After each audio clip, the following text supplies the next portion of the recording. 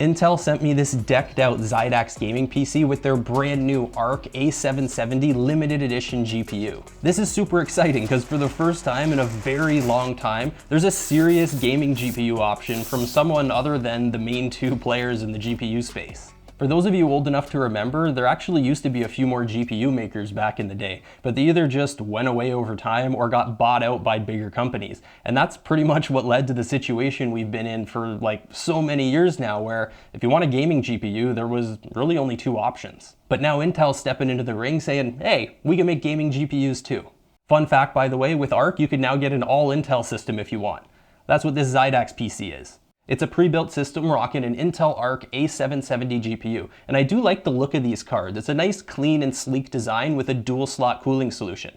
As much as I like big GPUs, there's just something nice about like a reasonably sized card that doesn't take up like 3 or 4 PCI slots. It lets you build in a smaller case and not have such an obnoxiously big system.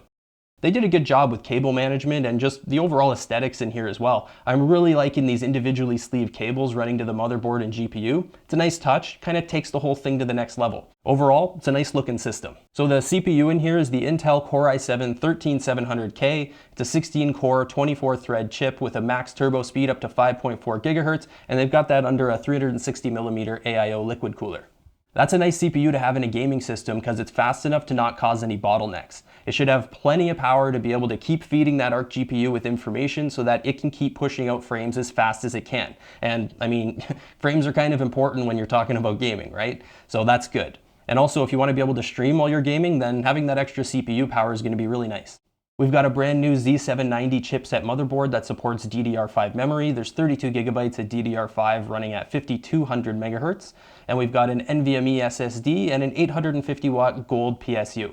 If you want to deep dive into these system specs in more detail, just check the description below. I'll put all that info down there for you.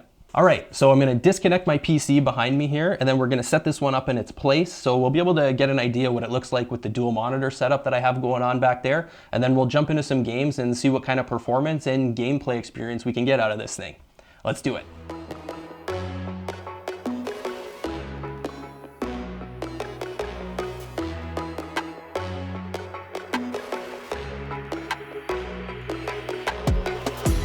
Look at this thing, that's a nice looking build. We got that RGB lighting going on in there. The ARC card's got that signature Intel blue glow. It's kind of just the right amount of RGB without being ridiculous. And I love that this thing's in an all white build, like the case matches the whole white and gray color scheme I have going on here in my studio.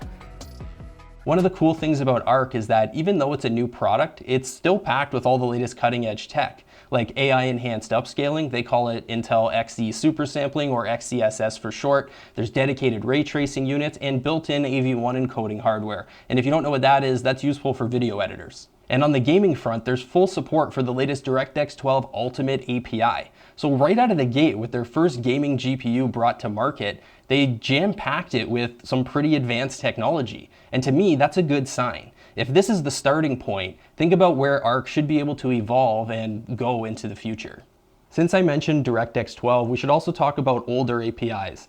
If you followed ARC at launch, then you probably already know that older APIs weren't really its strength, like DirectX 9 for example. But Intel recently released a major driver update that's promised to show a 1.8x improvement in average FPS and 2.3x improvement in 99th percentile FPS in CSGO.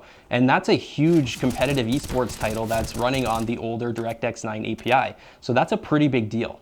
And there seems to be significant DirectX 9 performance uplifts in other titles too. So I'll put a link for you down in the description that'll take you over to Intel's official video that talks about all those performance improvements that rolled out with that driver. It's definitely worth checking out if you're an existing ARC user or if you're considering ARC for an upgrade or future system build. All right, so let's load up a game here and see what this thing can do. Oh, by the way, I should also mention that in order to get the best performance with ARC, you're gonna wanna make sure rebar is enabled. With a pre-built system like this, it should automatically come set up that way, but if you're not sure, you can always jump into your BIOS and double check. Let's start things off here with Ghostwire Tokyo. I'm a huge fan of ultrawide. Obviously, I've got the big ultrawide monitor right in front of me here, and it's gonna be interesting to see if this A770 can handle this at its native resolution of 3440 by 1440. So just a quick rundown of the settings that I'm using. I have no frame rate cap enabled. Most things are turned up to high with a few mediums here and there. We do have ray tracing turned on to medium settings, and we do have upscaling enabled as well. So we've got Intel XESS set to balance mode. So let's jump in and see what we can get. Oh yeah, right away, this looks so good. We're consistently well above that 60 FPS sweet spot. I call it the sweet spot because that's where I like to be in these single player story driven kind of games. It's all about immersion with these games, and if you can get 60 FPS, then I think you're laughing. You know, you got a good combination of smooth gameplay and high graphics settings. Look at the reflections in the road here and the little water puddles that are there. Man, that looks so good. That ray tracing is really bringing that lighting out in here. Look at all the glowy lights here on the street. It reminds me of Cyberpunk, which is one of my favorite games of all time. By the way, I should mention, I've never played this Ghostwire game before, but it looks really good and I'm gonna have to play through it now. Let's just run down the street here and see what happens to that frame rate. Yeah, consistently in the 60s, upper 60s, mid 60s. Very playable, very good performance here on the A770. All right, let's jump out and try a different game. Now we're going to jump into Hitman 3, and I like the performance that we got in Ghostwire Tokyo at 3440 by 1440 resolution, so I'm going to try that again here and see what we get this time around. The only things that are basically not cranked up to high on here are ray tracing, and down here at the bottom there's variable rate shading and motion blur. I currently have that stuff set to off, and we're not doing any super sampling, so XESS is off for now. So let's jump in and see what kind of performance we get in this one. All right, so right away we're in the 80s, so definitely can't complain about that. And with everything cranked up to high at 1440p, things are looking really good here so far. Let's just walk up these stairs and see what we get. Wow, look at that lighting. That looks so good. 80 plus FPS, buttery smooth, like wow. There's a lot going on here with a lot of people and stuff on the screen, so look at that. It can continue to maintain 80 FPS. I don't think I saw it dip below that yet. We saw some 90s there. Wow, yeah, can't complain about this performance, that's for sure. Just for the sake of seeing what XESS can do, let's jump back into the settings and go over to adaptive super sampling, turn that on Intel XESS, leave that on balanced, and jump back in, and now we are well over 100 FPS in the same scene. So that, if you're somebody that just has to have the highest level FPS, go ahead and take advantage of that XESS because it does a great job in this game. 120, 123, that is just awesome. I think this is totally like right on the money with this card, what it's able to produce in this game. And I don't actually see any loss of visual quality with that upscaler on, even though it's upscaling from a lower resolution. It's pretty much indistinguishable from what I can tell. So no loss of quality, no noticeable loss of quality, I should say, and a huge boost in performance. We're gonna do one more here. This is Gotham Knights, and same ultra-wide resolution as before. I've got the graphics quality preset set to highest. We've got some anti-aliasing turned on. Ray tracing is currently off, and XESS is off. Let's do it. All right, so to start out, looks like we've got 60-ish, couple dips down into the 50s there, but yeah, 60 FPS, so that means we're in that sweet spot, like I mentioned before, where we want to be. Let's just play through a little bit and see what this thing looks like.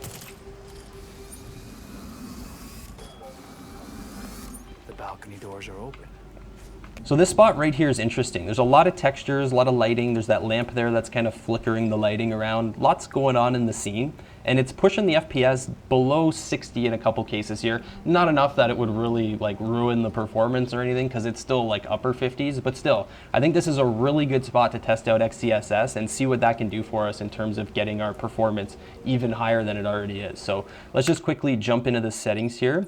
We'll go to graphics, go down and turn that upscaler on, and we have to tell it what we want, which this time it's Intel XESS because we're using an Intel card. And let's go to balance because that's what I pretty much always use with upscalers. And sharpening, let's turn some of that on, why not? Okay, apply those settings and let's see what happened. All right, there you go. So now we are, well, there you go. It just spiked up to 80 there for a second. So that's a pretty big boost in performance. And again, just like in Hitman, I don't see any noticeable loss of quality here. That is a really good way to boost performance. Let's just walk down this hallway here and see what happens to the frame rates. We're in the 70s. Looks like it's maintaining that 70 mark, which is really nice. Really smooth. Oh, there we go. 80, 85, 86, 87. Is it going to get to 90? Wow, it hit 89 there for a second. That is just buttery smooth. What more can you ask for out of a mid-range card like this? This thing's driving ultra wide at 3440 by 1440 with graphics settings on high. You know, take advantage of all the technology that this card can offer, and you can really get a high playable frame rate even in modern games like this. Intel's been pretty clear from the beginning that the ARC A series is not aimed at the high-end segment of the market. You can go out and get higher performing GPUs right now for sure. But at $349 for the A770, they priced it well based on the performance that it offers today. So there's really great value for money here.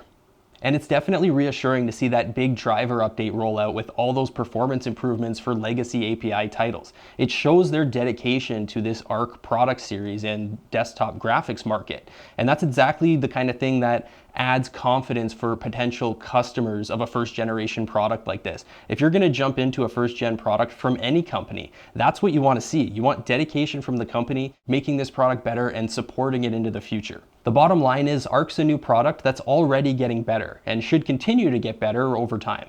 I really hope it continues to gain momentum with gamers and really captures some more of this GPU market share, because this is an area where we really need more competition. When there's more competition, we get more innovation, which means better products and fair prices. And that's a big win for us as consumers and PC system builders. All right, guys, that's gonna be all for now. Thanks for watching. Give the video a thumbs up and get subscribed for more content. And we'll see you soon.